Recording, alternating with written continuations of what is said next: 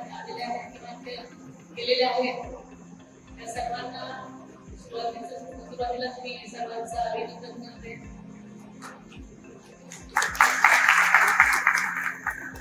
ज्या सर्व सेलच्या आणि पदाधिकाऱ्यांच्या नियुक्त्या झाल्या आहेत त्यांच्या नवीन जबाबदारीसाठी शुभेच्छा देते.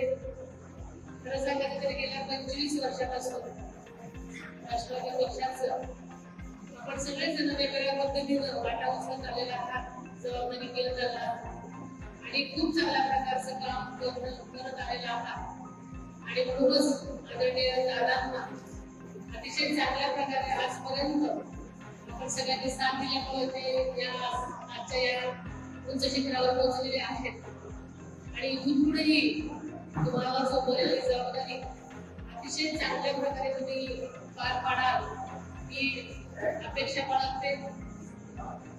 तुम्हा सर्वांची ऊर्जा, तुमच्या सर्वांचं पाठबळ हीच दादांची शक्ती आहे आणि ह्या जोशीवर ते पुढे जाणार आहे. त्याच्यामुळे आपण सर्वांनी अतिशय चांगलं काम करण्याची गरज आहे.